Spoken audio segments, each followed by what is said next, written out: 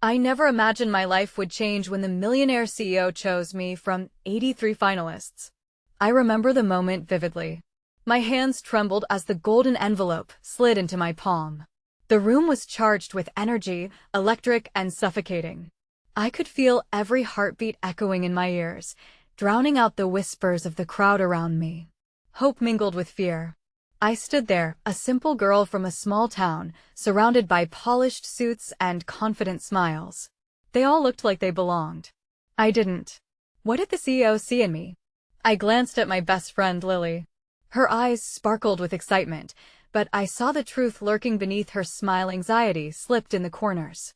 She believed in me, and that felt like a lifeline, but I felt lost. My family needed me back home. My little brother depended on me for everything. And now this opportunity dangled before me like a mirage. Would I leave them behind for a dream that might vanish? The thought twisted in my chest, sending sharp pangs through me. As the announcer read my name, whispers rippled through the crowd. Some were excited, others shocked. Was I worthy of this chance? The CEO's eyes locked onto mine, deep, dark, swirling with secrets. There was something undeniably magnetic about him. It felt like he could see straight into my soul, every flaw laid bare. The lights seemed too bright, the air heavy with uncertainty. A shiver ran through me as I stepped forward. What was I stepping into? A world of luxury and power, or a trap disguised as an opportunity? The glances from the crowd, a mix of envy and admiration, made me want to shrink back, to run. But I didn't. I took a breath, savoring the moment even as my insides twisted in knots. This was not just a chance, it was a leap into the unknown. And then, just as the applause began to thrum around me, a shout pierced the Hazia voice, familiar and panicked. Don't trust him. My stomach dropped. What did that mean? The CEO's expression shifted, his smile faltering for the briefest moment, and I felt the weight of an unspoken threat hanging in the air, looming like a storm cloud. I glanced back, desperate to see who had broken the silence. But the crowd closed in, swallowing the sound.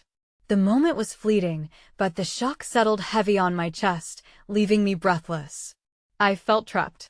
Chosen yet uncertain. What lay ahead?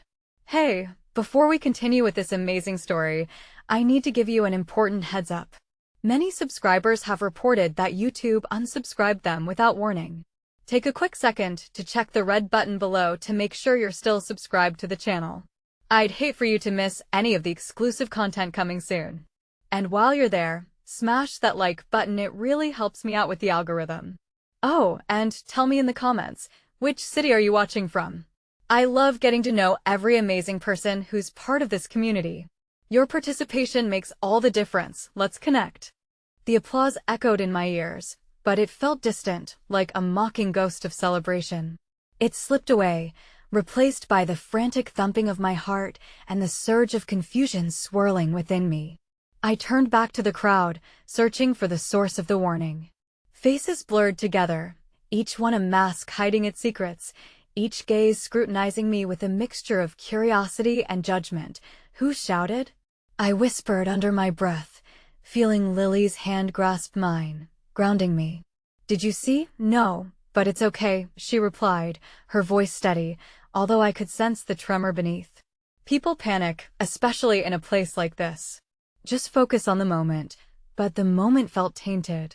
The rush of excitement that had sparked in me seconds before was now a flickering candle, snuffed out by uncertainty. I turned back to the CEO, looking for reassurance, but his expression had morphed. The smooth confidence once exuding from him now seemed tinged with something darker, something I couldn't quite grasp. We're so proud of you, one of the other finalists exclaimed, interrupting my spiral of thoughts. It was a girl I had spoken to a few times during the interviews, Cindy. She approached me, her energy almost overwhelming. This is incredible. Your story, you're here to see something special in you, does he? I asked, my voice barely above a whisper. Of course. Look at this crowd, and how they're looking at you. You're here for a reason. Her words were meant to lift me, but they added to the weight pressing down on my chest. I forced a smile, hoping it would hide the turmoil roiling underneath. Thank you, I appreciate that. The event continued around us, a whirlwind of congratulatory hugs and clinking glasses. I found myself on autopilot, nodding and smiling, yet constantly scanning the crowd, hoping to spot whoever it was that had interrupted the moment. My phone buzzed in my pocket, and I pulled it out, heart racing, hoping for a message from home, a comforting call from my brother. Nothing. Just a social media alert, a flood of supportive comments about my win, more eyes watching my every move. After what felt like hours, the initial euphoria began to fade, replaced by a haunting thought. What had that warning meant? And who had uttered it? I excused myself from the crowd, my head spinning, and wandered toward a quieter area of the venue where the lights dimmed and the hum of conversation faded into murmurs. Lily followed me, her brow furrowed with concern. "You okay? I don't know. I can't shake the feeling something is off." I leaned against the wall, my breath coming out in shaky bursts. "What if this opportunity is a mistake?" "Shoo, don't say that." Her voice was firm, laced with the determination I admired. "You're here because you deserve to be. You worked hard, and so many people believe in you, but deep down a shadow loomed. What if I let everyone down? What if I hurt my family by trying to follow this dream?" "Sharon," she placed a hand on my arm, her eyes bright with sincerity. "You'll never know unless you try. This is a chance to change everything for you and for your family too." Taking a deep breath, I tried to muster the strength to believe in her words, yet my heart remained tethered to the fear of the unknown. With a sudden force, the crowd surged around me. The CEO had made his way to the front, gathering attention. In that moment, he caught my eye, and I sensed something profound passing between us. The familiar pull of his presence felt both welcoming and dangerous, like a current that could sweep me away. As he began to speak, I felt my stomach knot again, a deep and uneasy feeling. "Thank you all for being here to witness this extraordinary moment. I'd like to announce our next step. Sharon will be joining my team as a project lead." The applause rose again, deafening, and for a moment, I felt accepted. But just as quickly, the shout rang through my mind again. "Don't trust him." Suddenly, my phone buzzed incessantly in my hand. A message alerted me to a video update from home. I hesitated, an unsettling feeling curdling in my stomach, before I pressed play. The image that appeared took my breath away. My little brother stood in the living room, his face twisted in worry, as he held his phone to the camera, the screen showcasing a news clip that made my heart lurch. "Sharon, something's wrong. You need to come home." "There's been," and just like that, the world around me blurred as my heart raced into a new, terrifying territory. I could barely comprehend the words spilling into my ears as panic washed over me, pulling me back into the reality I was trying so hard to escape. The words echoed in my mind, a heavy thud against the backdrop of a celebration that felt light years away from the chaos unfolding in my heart. "You need to come home." "There's been." My brother's voice faded into a fog of worry, and the world blurred around the edges like a canvas left out in the rain. I could barely hear the applause around me, a cacophony of excited cheers that felt unwelcome. I stumbled back, nausea swirling as I tried to steady myself against the wall. Lily was at my side in an instant, her face a mixture of confusion and concern. "What's wrong?" she asked, her voice cutting through the haze. But I remained silent, unable to find the words to explain the storm inside. One word hung on my lips, heavy and thick. "Home, Sharon?" It was the CEO's voice, pulling me back into the moment. He stepped closer, a look of concern darkening his usually confident demeanor. "Are you all right?" I shook my head, the phone still clutched tightly in my hand. I think I need to go," I managed to whisper. "I said something about your family?" He probed, and there was an earnestness in his eyes that made my heart flutter and my gut twist at the same time. "You're not obligated to stay here tonight. If it's urgent, it could be." I looked away, pondering whether to spill my fears into the air between us. But instead, I swallowed hard, my throat constricting. Lily pressed her fingertips into the small of my back, a gentle, reassuring touch, and it gave me the courage to say, "My brother sent a message." He didn't finish, but it sounded serious. The CEO nodded, his expression growing softer. "Take the time you need. If you want, I can arrange a car for you. I shook my head again, fighting the tide of tears starting to well in my eyes. No, I can't leave this opportunity. This moment it feels impossible. Listen, he said, leaning in slightly as if the proximity would bridge the gap in my thoughts. Your family is important. Opportunities come and go, but your relationships, especially with family, are irreplaceable. They'll understand. The sincerity in his voice sent a shudder through me, igniting a flicker of hope among my fears. Yet, I could still hear the ominous shout ringing in my mind, unraveling my trust in him. Don't trust him? How do you even know that? I murmured, half to myself. His eyes shifted, and for the briefest moment, an intensity flickered across his face. There was something deeper there, a shadow of knowledge that made my heart race with uncertainty. Pardon? He asked, leaning slightly closer, the atmosphere thick with unspoken words. Before I could explain, another message pinged on the screen of my phone, and my heart dropped as I read the sender's name. Mom. My thumb hesitated over the screen, and in my mind, I could hardly process the events that had led to this moment. If I opened that message, I would invite the weight of reality, the good and the bad, into this precious moment of unbroken glamour. It felt both selfish and necessary. Sharon, Lily urged gently, and her voice coaxed me to look up. What do you need? Home, I said, the word falling from my lips like a prayer. Then, the CEO exhaled, visibly shaken, and a flicker of something passed through his eyes again. Fear, perhaps? I can send someone with you if you need moral support. As the warmth of his offer sunk in, I felt overwhelmed. I quickly glanced at Lily, who was reading the conflict on my face. You have to do what feels right. But you're not alone in this. Remember that. I think I need you, I admitted, vulnerability creeping into my voice. I can't face this alone. Lily nodded without hesitation. Of course, I'm here. With a swift decision, I turned to the CEO. Thank you for your support. I think I need to go home.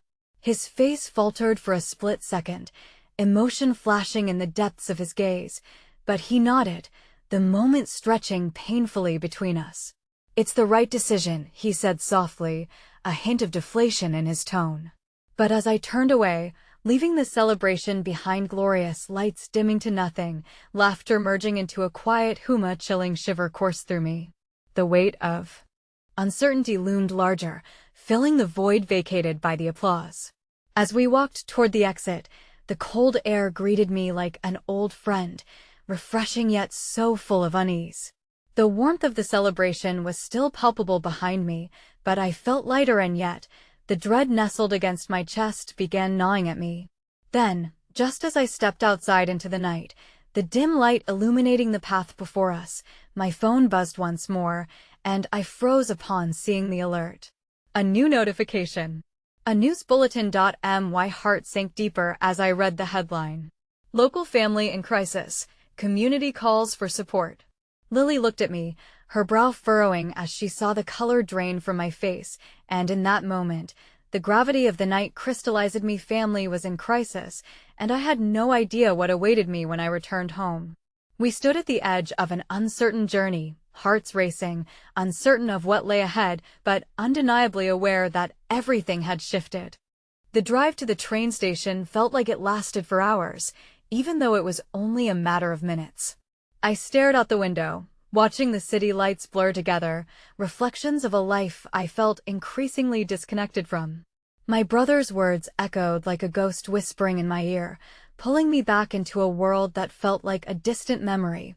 Beside me, Lily broke the silence, her dedication evident in the way she occupied the space with her presence alone. Do you want to talk about it? She asked, her voice soft yet steadfast. There was a kindness in her gaze, an affirmation that I wasn't alone even in my darkest uncertainty.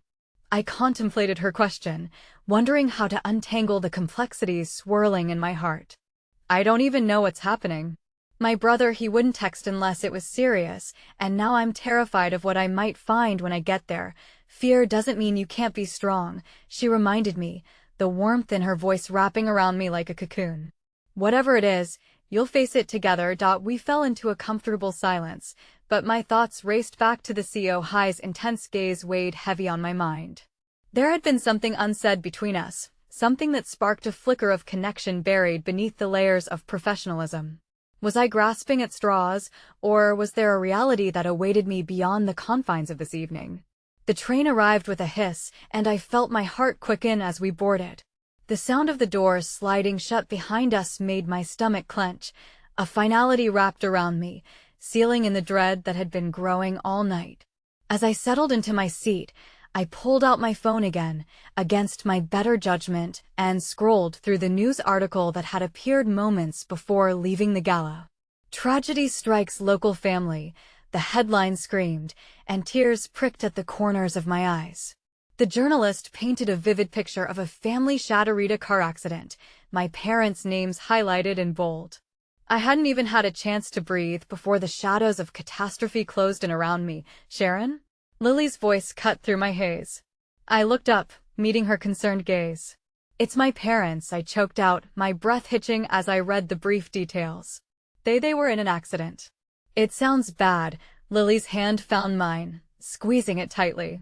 "Oh, Sharon, I'm so sorry. Do you want to call your brother?" I nodded, my voice trembling. "I need to know if they're okay." I dialed his number, heart racing, every ring filling me with dread. "Come on, Joe, pick up," I muttered under my breath, panic creeping in. When he finally answered, his voice was shaky, an echo of the turmoil I felt swirling through me. "Sharon?" he said, his tone thick with emotion.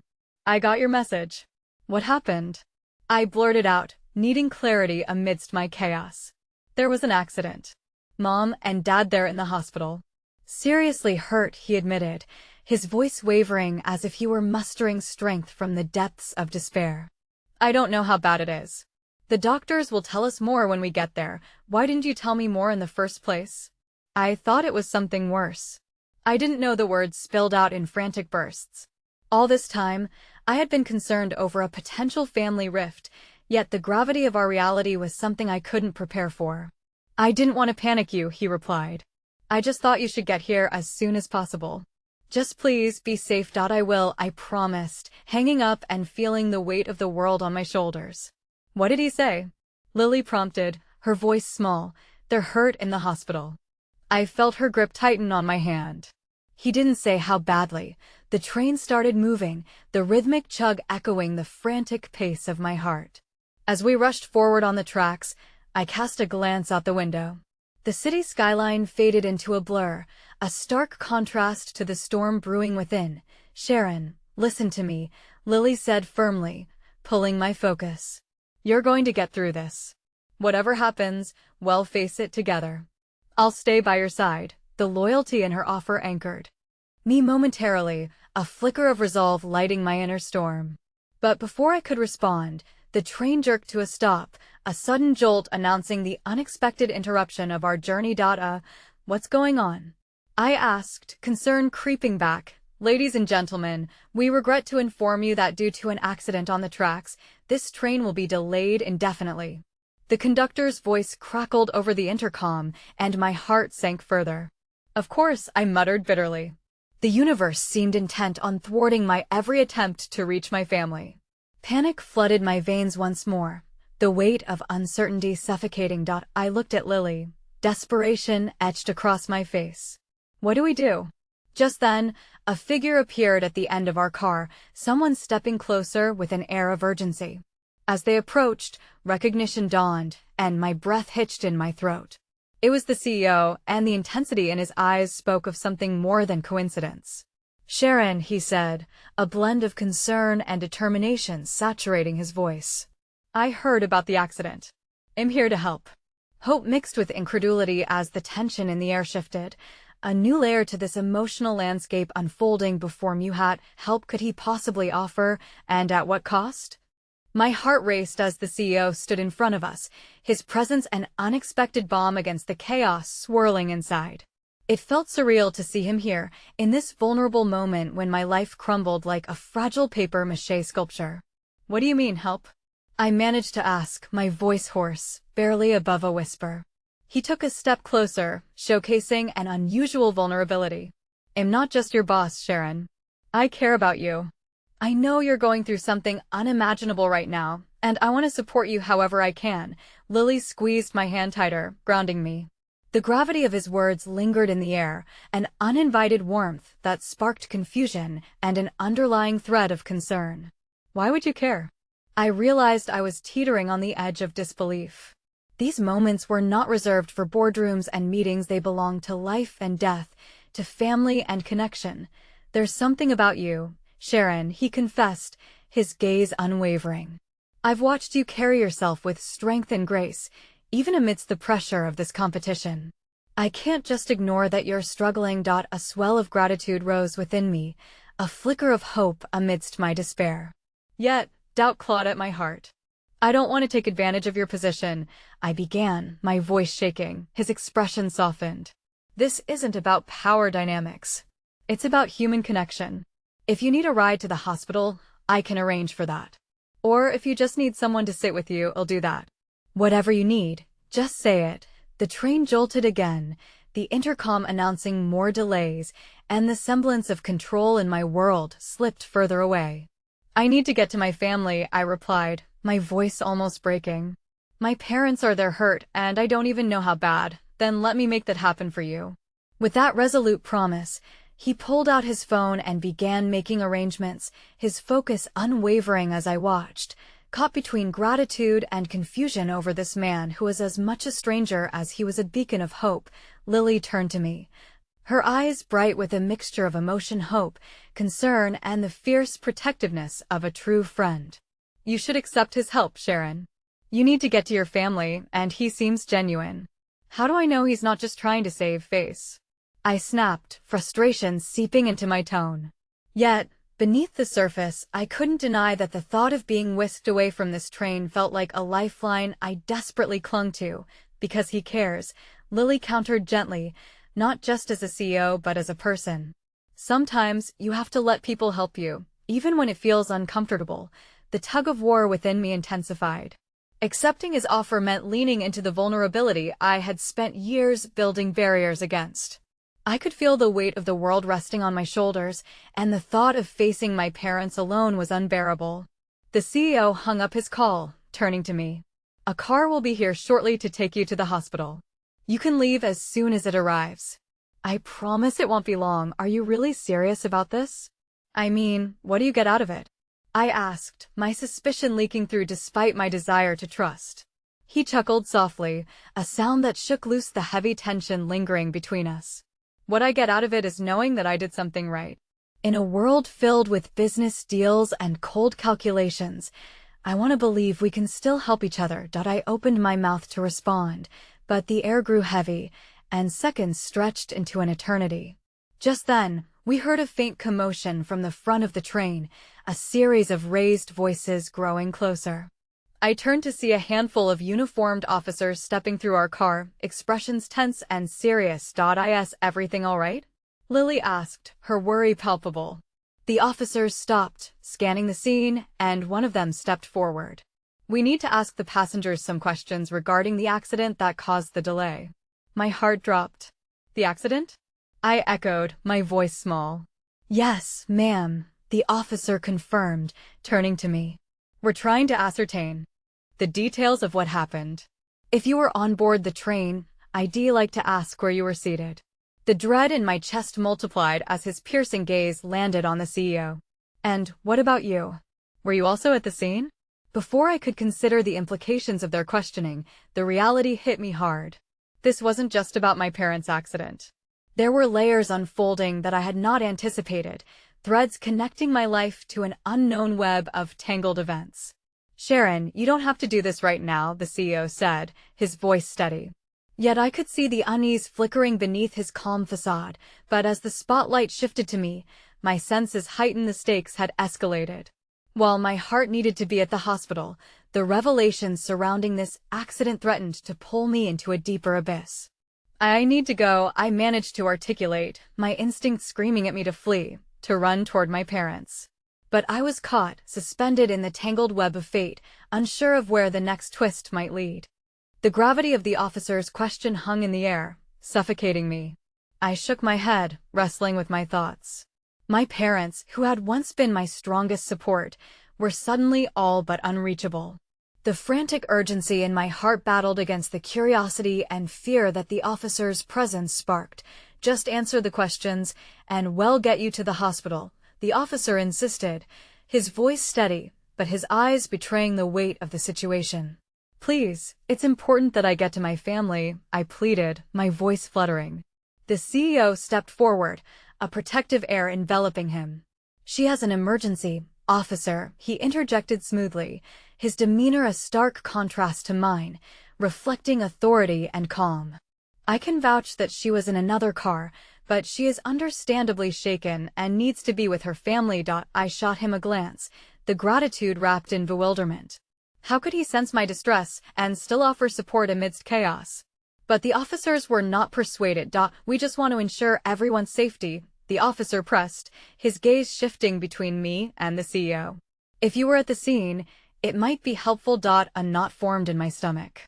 "I wasn't at the scene, I was just on the train." I faltered, the reality of what I didn't know weighing heavily upon me. "Please, just let me go. I need to get there before it's too late," Sharon, Lily murmured, her voice steady. "You should trust your instincts.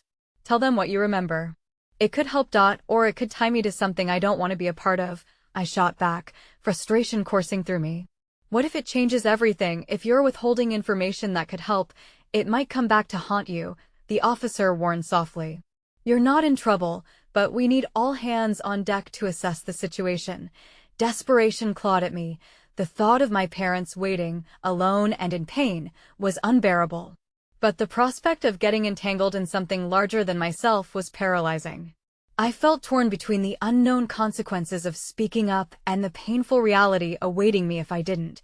Behind me, I sensed the CEO's presence hovering, an unwavering pillar. "We'll deal with this together, I promise," he said quietly, offering a glimpse of solidarity that shattered my defenses just enough. It was an unexpected kindness, the type I hadn't anticipated from someone like him. I took a deep breath, every ounce of fear twisting in my chest. I was in car 4, but I didn't see anything. My words were rushed, spilling from me like secrets that yearned to be free. All I know is that we stopped suddenly and everyone was thrown around. My mind turned blank after that. The officer nodded, taking notes. "That's a start. Thanks for your cooperation." Before I could respond, another officer erupted into the train car, their voice commanding and urgent. "We have updates. Emergency services are at the accident site, but there are multiple casualties. We need to get statements from eyewitnesses immediately." My blood ran cold. Casualties. The very word made my heart quiver like dried leaves in autumn. I cast a frantic glance back at the CEO. His expression had hardened, and his eyes reflected something deeper, an understanding of loss.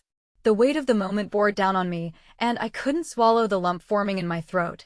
This wasn't just about my family anymore. It was about every person affected by this accident, a chain reaction of anguish spiraling beyond comprehension. I could feel the ground shifting under my feet, threatening to crumble away. Suddenly, my phone buzzed in my pocket, vibrating against my leg. I fumbled to retrieve it, my heart skittering at the thought it might be my parents or a hospital. But when I looked down, the screen displayed a message from an unknown number. The words felt like daggers piercing through my veil of hope. "I know what happened. Meet me at the hospital if you want the truth." Every instinct screamed at me to ignore it, to focus on my family, but that little spark of curiosity mingled with dread. Who could possibly know, and why would they? "Reach out right now? Sharon?" The CEO's voice called through the haze of my thoughts, his hand gently squeezing my shoulder. "What's wrong?" I glanced at him, shaking. "I received a message. Someone knows what happened at the accident." His brow furrowed, concern washing over his face.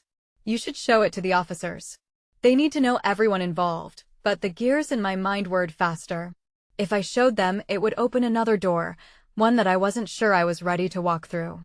Would this person hold a crucial piece of the story? Or would it pull me further from the comfort of the known? "I need to think about it," I replied, my heart pounding. "I need to be with my family first. Then let's get you there," he said, resolve hardening in his voice. "We'll figure everything else out as we go. You're not alone in this." Just as the officers stepped aside to clear a path for my escape, I heard the unmistakable shuffle of footsteps approaching. A figure appeared at the entrance of our car, someone I hadn't seen in years. A familiar face, a jolt of nostalgia, now marred by the present turmoil. Sharon. It was my estranged brother, Thomas. I heard about the accident.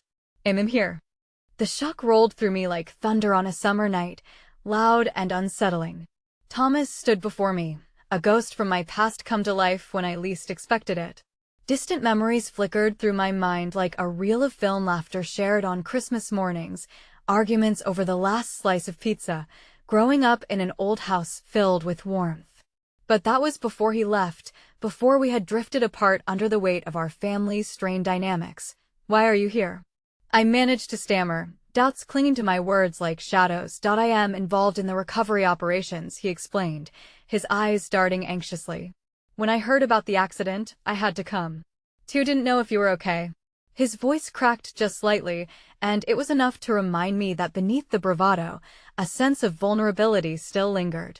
But no matter how much he might have wanted to reach out, I had learned to keep my distance. We haven't spoken in years, Thomas, I said, the edge of disbelief softening just a little as I saw the worry etched into his features. I know, he replied, shoving his hands into his pockets. But family is still family. I have to help. I want to help. I watched him, searching for the brother I used to know and the stranger before me. The irony of $1 million CEO at my side and my blood standing before me like an unsolved puzzle overwhelmed me. Who could I trust when the stakes were so high? A tension coiled in my stomach at the reminder of my parents' condition, the urgency propelling my thoughts. But there was something in Thomas' darkened eyes, a glimpse of sincerity that almost felt like the long-awaited hug I once craved from him. Reality blurred, making my stomach churn as conflicting emotions battled within me. My gaze flicked back to the CEO, who watched this interaction quietly, attentively. He offered me a small nod, a silent permission to explore this thread of uncertainty that had suddenly woven its way back into my life. All right, I said, the words escaping as a hesitant whisper. I'm trying to get to the hospital to see Mom and Dad. Thomas took a step closer, his expression shifting with deeper concern. They're at St. Joseph's. I can drive you there. Is it safe? I asked, apprehensive about placing my trust in the one who hadn't been around when I needed him most. I am not sure what happened, but I was informed they're still stabilized, he replied, his voice steady despite the surrounding pandemonium. Every moment counts, Sharon. The urgency resonated within me, tempting my heart to break the ice of years passed since that painful severance. All right, I relented, glancing one last time at the CEO. Thank you for your help. I'll be in touch. As I turned to leave, I felt a small pulse of regret crowding my mind. But doubt was a luxury I couldn't afford now. I sprinted through the train car, my heart racing not just from the possible fate of my parents, but from the uncertainty that came with confronting my brother again. The rhythm of his footsteps matched mine, an odd comfort beneath the anxiety that threatened to pull me under. We reached the parking lot, the metallic scent of the approaching rain mingling with the exhaust, and tension thickened the air.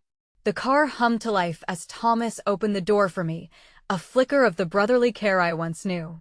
Yet, as I settled into the passenger seat, an unexpected thought nudged at the edge of my mind. The mysterious message from the unknown number still lingered there like a heavy fog. Sharon, about earlier, Thomas began, his voice trailing as he fought for the right words to bridge the chasm that years of silence had carved between us. Can we talk about it later? I interjected, the weight of our shared history too heavy right now. I need to be with Mom and Dad. As we tore through the streets toward the hospital, anxiety dripped off my skin. My phone buzzed again, another message vibrating urgently in my pocket. I glanced down, hoping against hope that it might be an update about my parents. But the unfamiliar number taunted me once more. You need to meet me. I can help. The truth is more dangerous than you think. Are you all right? Thomas asked, his curious gaze shifting toward me, probing for a response. I swallowed hard, allowing the fear to seep into my tone, though I tried to keep it under wraps. It's all happening so fast. I just want to know my family is okay. I promise we'll figure it out together, he said, and for a moment, I wondered if he truly meant it. As we pulled into the hospital parking lot, The chaotic urgency of sirens resonated in the background, blending into my racing thoughts. It felt surreal, weighty. We hurried inside, the sterile smell enveloping me like misplaced memories of shared laughter over medical magazines in waiting rooms. But as we crossed through the emergency doors, a sudden commotion caught my eye. There at the reception, a figure stood, their silhouette a familiar yet disconcerting presence. It was the CEO, his face drawn tight with concern. His eyes met mine and a storm of emotions tangled in the silence. "Sharon." He called out, and the urgency in his tone made my heart quicken in fear, something twisted in my gut. Why was he here? What did he know that I didn't? The pause broke around me, a lingering silence morphing into uncertainty. I felt the walls of the hospital close in, stifling my breath and drowning my mind in unanswered questions. In that moment, I realized I was standing at the precipice of decisions that could ripple outward, far beyond my initial intentions. I had uncovered the beginning of a truth that might redefine everything. "Sharon?" Thomas asked, his voice snapping me from contemplation. "Do you want me to stay with you?" I hesitated, feeling every weight of the unknown pulling at my resolve. But the flickering uncertainty was already igniting into a spark. "I need to know what's happening," I breathed, heart racing as I took a tentative step forward, needed answers swirling through my mind as the storms roared on the horizon, and just as I prepared to uncover the tumultuous truth, a voice emerged from the chaos. "Me parents' doctor, speaking urgently. We need to talk, there are complications." All I could do was hold on to hope, pray for strength, and face the gathering storm before me. The doctor's words struck me like a hammer blow, each syllable heavy with implications that swept through the room, igniting a fresh wave of panic. "Complications?" I echoed, my voice breaking. I struggled to ground myself, wanting to remain tethered to reality while the world spun on its axis. Thomas stepped closer, his presence an unspoken pledge. "Can we speak somewhere private?" he asked the doctor, his calm demeanor an anchor amidst my rising tide of fear. The doctor glanced at me, his eyes softening just a fraction. "Of course. Follow me." As we followed him down the clinical halls, the fluorescent lights harshly illuminating the stark whiteness of the walls, I grappled with a whirlpool of emotions. Memories surged within me, my parents' laughter, their warm embrace, moments now painfully distant. Each step forward felt like an aching reminder of what I might lose. Eventually, we entered a small conference room, the air laden with the kind of sterile quiet that comes with heavy news. The doctor took a seat across from us, and I could see the lines of concern etched into his forehead as he looked between Thomas and me. "Your parents are stabilized, which is a good sign," he began. But the way he hesitated told me there was something darker lurking just below the surface. "However, there are complications related to their previous conditions that we need to discuss." "Previous conditions?" I repeated, barely able to contain the mounting dread inside me. My parents had brushed off minor health issues for years, focusing instead on family dinners and celebrations. What had they hidden from me? The doctor cleared his throat, shifting uncomfortably in his seat. "They were managing high blood pressure and heart conditions, but with the recent accident, their bodies are under tremendous stress. We will need to proceed with caution, and I cannot guarantee they will pull through without further complications arising." A wave of nausea hit me, threatening to choke me silent. "What do you mean by complications?" "They could experience a range of outcomes," he said gently. "We need to be prepared for anything. The next few hours are critical." As the doctor spoke, my heart became leaden. I couldn't think, couldn't breathe, couldn't comprehend a life where my parents weren't part of it. My hands trembled slightly as I clasped them together in my lap, a futile attempt to quell the storm inside. The world outside blurred, the sterile room closing in around us. Thomas placed a reassuring hand over mine, grounding me. "We'll get through this," he whispered, but his eyes shared an unspoken worry, a shared fear of loss that had once driven a wedge between us. And then came the beep of the mass phone, loud and intrusive in the quiet. He fished it out, brows furrowing as he read the message. There was a flicker of something like recognition in his expression, almost panic. "I need to take this," he murmured, rising abruptly. "Just a second. Everything okay?" I asked, insecurity lacing my voice. Yeah, he said, but his tone didn't carry the weight of certainty as he stepped outside the room. I couldn't shake the sense that the phone call was somehow related to everything that was unraveling.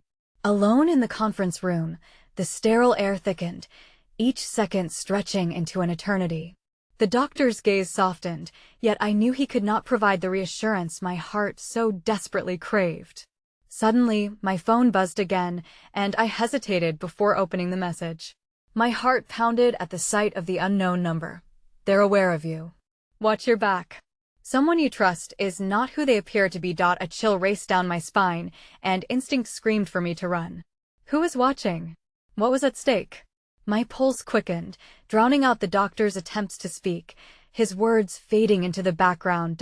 I was left with nothing but a crashing wave of uncertainty. Who could I genuinely lean on? Thomas? Or the empathetic stranger, the CEO who seemed entwined in the very fabric of this chaos? My chance of discernment dwindled with every passing second, but just then, the door swung open and Thomas hurried back in, his expression taut. We need to go right now. Go where? I asked, both confused and terrified as he grabbed my arm, urgency flooding his voice. They know we're here. We're in danger. The implications of his words crashed over me like a wave. I felt the darkness closing in, questions swirling chaotically, and in that moment, I realized the emotional stakes had risen higher than I could have ever imagined. Not just my parents' lives hung in the balance. Mine did too. With Thomas at my side, I turned to the doctor, desperate for more answers as the world outside distorted into a swirling tempest of fear and unknowns. We can't stay. The doctor's expression morphed, understanding aligning with alarm. You must listen to him. We'll handle your parents' care. Please, just be safe. Outside the room, the fluorescent lights buzzed ominously, leading back to the unknown paths of a world that had shifted under my feet. I felt my heart thunder in my chest as we raced for the exit, questions flooding over me. What had Thomas stumbled into? Who could truly be trusted? The shadows felt thick and haunting, yet as we stepped back into that chaotic, unwanted storm, a flicker of resolve ignited within me. I would uncover the truth. I had to, before it was too late. And as we left the hospital, a dark figure lingered at the periphery, watching us with eyes that felt all too familiar. My heart sank as recognition struck someone I had once deemed an ally. In that moment, everything I thought I understood began to unravel, a gripping uncertainty possessing my heart as the stakes soared even higher. The streets felt eerily empty as Thomas and I hurried down the sidewalk, the looming threat of the unknown trailing just behind us. My heart raced, but there was no time to process the fear gnawing at my insides. I had a darkness to confront, and I knew Thomas was my only lifeline. We reached the parking lot, and he turned to me, his expression a storm of anxiety. We need to get to my car, and then we'll figure this out, he said, his voice taut with urgency. I nodded, the overwhelming hum of fear blending with the reality of my parents' conditions gnawing at the edges of my consciousness. As we sprinted toward his car, every muscle in my body screamed for stillness, for answers. What did they say on the phone? I whispered, afraid of the answer. He hesitated, and in that split second, I could see the battle brewing behind his eyes. It was my father. He's involved in some dealings. That dealing? What kind of dealing? Things I don't understand fully, but it's dangerous. I've tried to distance myself, but now it seems I can't escape. My breath hitched in my throat. This was more than I had bargained for. I felt that resolve I had kindled begin to flicker as confusion washed over me once more. Why didn't you tell me before? I thought it was behind me. I didn't want to drag you into this. But now Thomas clenched his jaw, his vulnerability cracking through, allowing a glimpse of the boy I had once known who bore so many burdens. Now you're in danger because of me. My heart ached for him, even through the fear coursing through my veins. We reached his car, and he fumbled with the keys, breathless. I thought of the circumstances that had led us here, the challenges that had once pulled us apart now bringing us back together. Thomas, no matter what's going on with your family, we have to focus on getting through this. I grasped his shoulders, grounding him as much as myself. We'll face this together. With a fierce nod, he unlocked the car. I slid into the passenger seat, stealing a glance at the parking lot, my senses heightened. I could feel eyes on me, the air thick with unspoken threats. As Thomas drove into the street, his grip tightened on the wheel, knuckles pale against the dark leather. I have to get you to safety. We can't go to my family's estate. They're watching and I don't know who to trust, even in my own circles. His voice cracked. Where do we go then? I asked, my heart drumming discordantly in my chest. He glanced at me, relief mingling with trepidation. To my friend Ava. She has a place where we might be safe, just for a while. Ava? I didn't know how I felt about vapid acquaintances now flaring back to life in this deeply critical moment. This was no time for distractions. How do we know she's trustworthy? Because she's always been honest with me, even when things got tough. If there's anyone who can help us navigate this, it's her. I sighed, wrestling with a blend of my own insecurities and fierce loyalty to Thomas. The world was collapsing around me, but I could not let fear dictate my choices. Fine, let's see Ava. As we sped through the city streets, the weight of uncertainty surrounded us like a fog. I thought of my parents, whose lives hung precariously in the balance, while my own was now intertwined with the unknown secrets Thomas harbored. Could I still support him when he had closed off so many parts of himself? Suddenly, the mass phone buzzed, shattering the thick air of tension. He looked down, and suddenly his face drained of color. It's my father again, he muttered, hands shaking slightly. Don't answer it, I urged, the thought of more intrusion feeling suffocating. I have to, he said, his tone resolute with fear. If he knows what we're doing, he will come after us. Against every instinct screaming at me, I watched him swipe to answer, his face shifting through a range of emotions as he spoke. What do you want? His voice was low, yet I could hear the defensiveness, the tension coiling beneath his skin.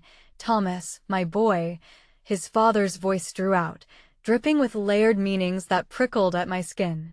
You've made quite the mess. You need to come home. Now. The words echoed ominously. I felt as if tentacles of dread were reaching toward us, each second a mounting threat, as Thomas's grip, still firm on the steering wheel, let out a shaky breath. Let me handle this, he whispered to me, an unspoken promise that felt like a fragility teetering on the brink. Yet, who really had the upper hand here? Tell him you're not coming back, I urged, desperation edging into my voice.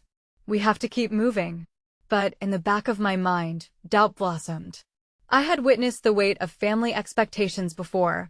I knew how they could pin someone down, ensnaring them in nets of loyalty and secrecy. Just then, Thomas's knuckles turned white against the steering wheel. You don't understand. If I don't do what he says, this whole situation might escalate. More than we can imagine. I felt my heart sink, tumbling into an abyss of uncertainty as he hung up. What did he say? They're coming for us, he replied quietly, driving faster now, hairpin turns cutting through familiar streets. And he knows where we are headed. My stomach twisted as panic crept in, charting paths I hadn't anticipated. But amidst the swirling dread, a small glimmer of strength flickered inside me. I refused to go down without a fight. What's our next move? Thomas glanced at me, and for a brief moment, I saw fragments of the future, a vision of hope tangled with the shadows. Ava's, she's our only chance right now, and just as we rounded a corner, a figure stepped into the road, signaling for us to stop. My breath caught.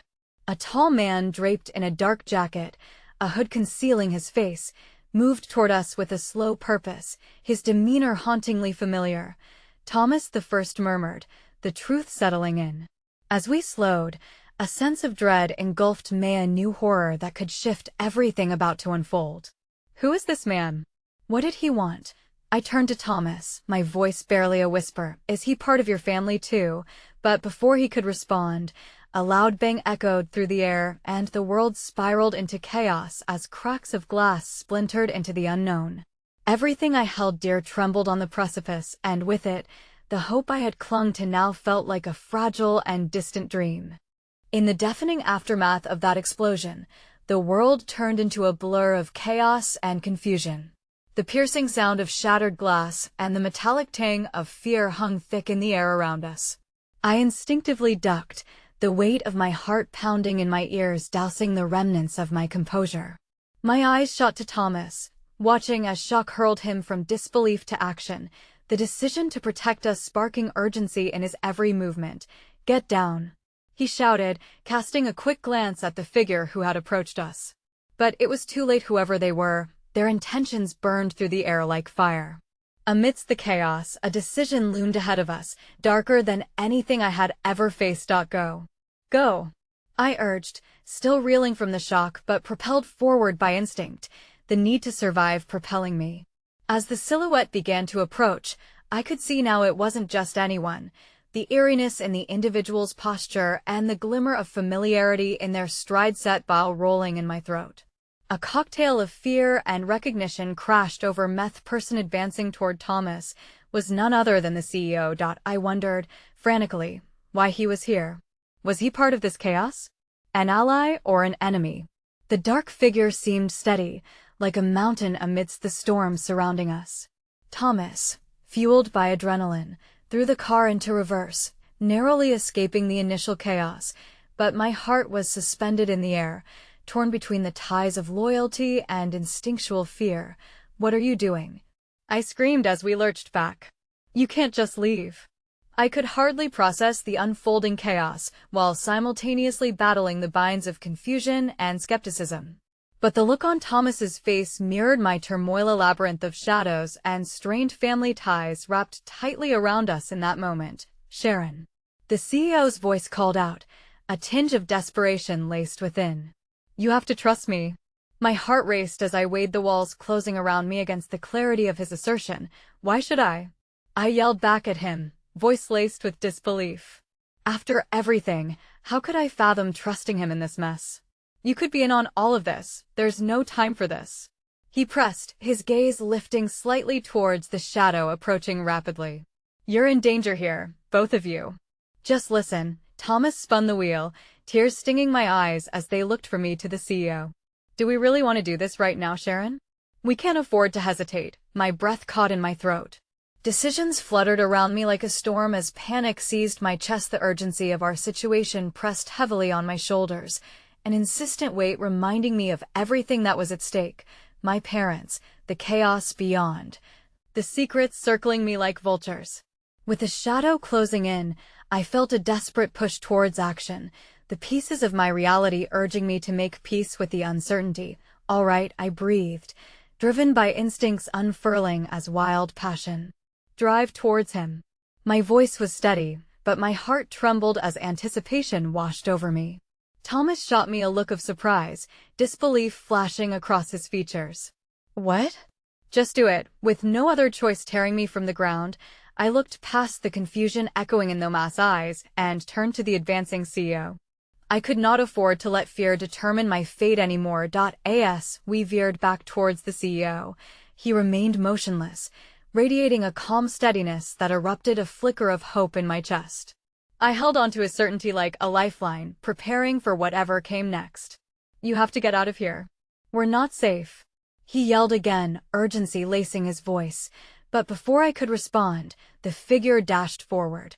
In one fluid motion, the door slid open and the CEO hopped inside, just as the figure from the shadows oriented itself, gun drawn.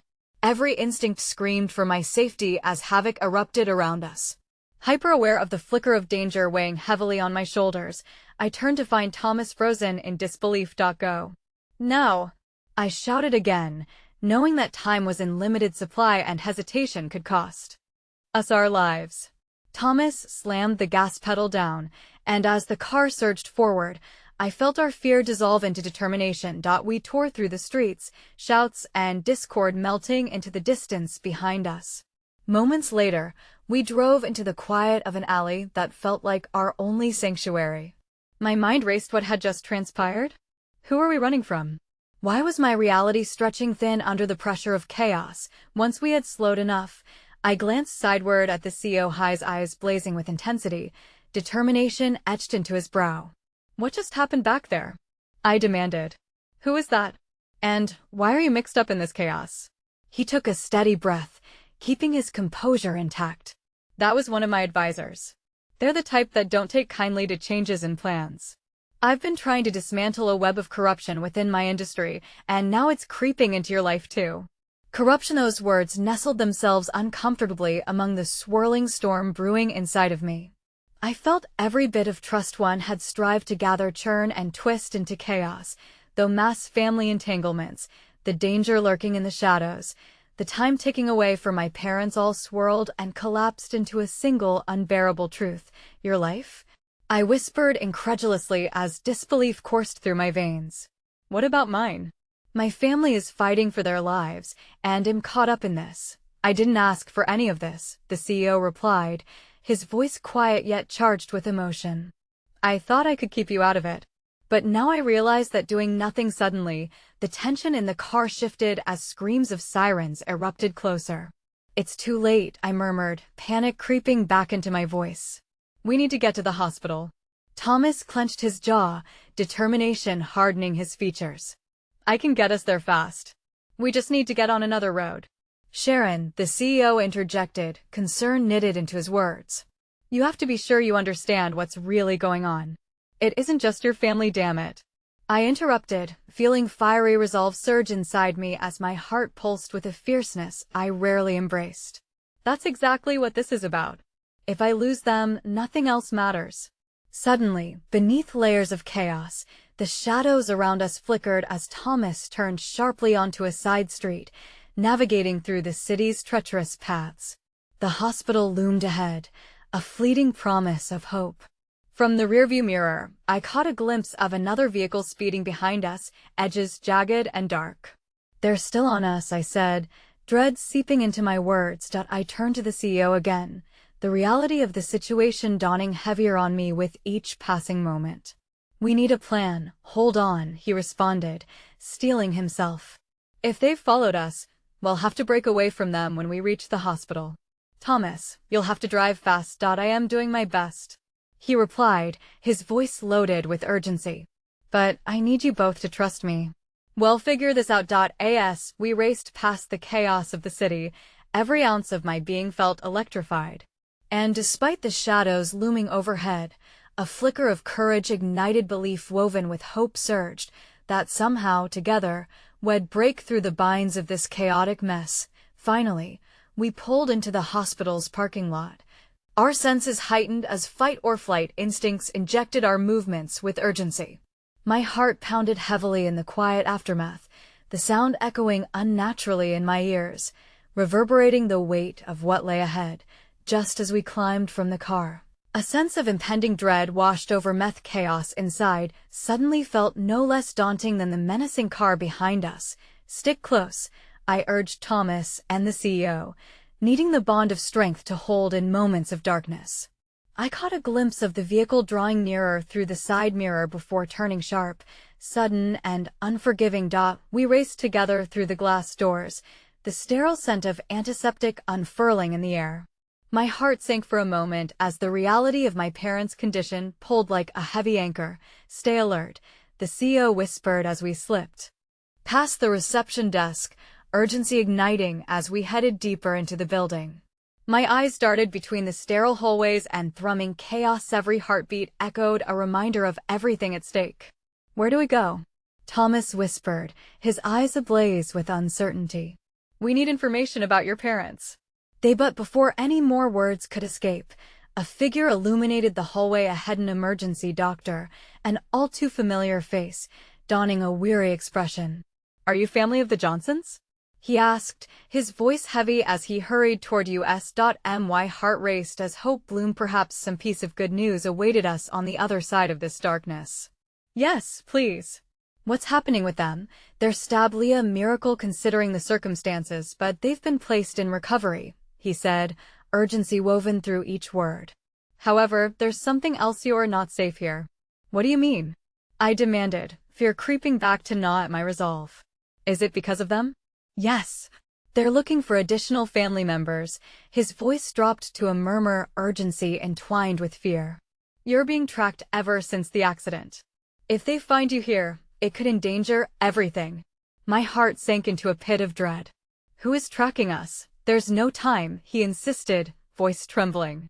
They're dangerous. trained to eliminate anyone who comes too close to the truth. The weight of his words pressed down on me, sending shockwaves of reality crashing against everything I thought I knew. But there was no distance for hesitation now. We had to act. "Can you help us?" I spoke, desperation thickening my tone, feeling the weight of my parents hanging in the balance. The doctor glanced over his shoulder, scanning the corridors, and then tilted his head slightly. "I can get you to a place where they won't find you. We will have to move quickly." Just as he turned to lead us away through a hidden exit, the echo of a commotion shattered the stillness of the hallway. Voices traveled through, growing nearer, a blend of anger and urgency spilling in waves. "Stay close," the CEO urged, grabbing my hand as fear and vulnerability wrapped around us. Our path forward was shrouded in uncertainty, but we needed the continuity of hope to keep pushing through the walls that threatened to confine us. We rushed through corridors, my heart racing as we weaved past the unfamiliar rooms. My mind swirled with the overwhelming dread that accompanied every turn, thoughts of my parents amplified by the pressing danger pulling us further from any semblance of safety. Finally, we ducked into an empty room, the doctor closing the door tightly behind us. "Stay quiet. This way," he urged, leading us to a back exit. As the weight of impending calamity loomed overhead, I caught a glimpse of hope swirling in the darkness, bound by the threads of courage and newfound trust. "But where do we go?" "An old clinic outside of town," he replied, glancing back nervously as footsteps approached. "I can get you there undetected, but you must be ready to trust." I exchanged uncertain glances with Thomas and the CEO. But in that fleeting moment, I realized that fear, loyalty, and the throbbing ache of uncertainty holding us back could not dictate our next steps. Our families were at stake, me parents, though mass family storming in from the shadows. And underneath those familiar ties, we had each other. "I am ready," I said, voicing the decisions that had anchored me for far too long. A sense of belonging surged forward, infused with the power of our connection forged in turbulence. This would not be our end. As we rushed from the room, back into the chaos swirling through the hospital, I chose to embrace the flicker of determination sparking to life, a burning need to uncover the tangled secrets chaining our lives together. In the depths of uncertainty, where darkness threatened to swallow every piece of hope, I clung fiercely to the moment I had found trust among chaos. I faced toward the future, knowing I would fight to uncover the truth, to protect what was mine, and to align us back in the light, and with every single heartbeat guiding my way, I remembered that even in the fiercest storm, light awaits those daring enough to break through. As uncertainty loomed ahead, a world twisted by shadows and darkened ties, I held on tight to everything.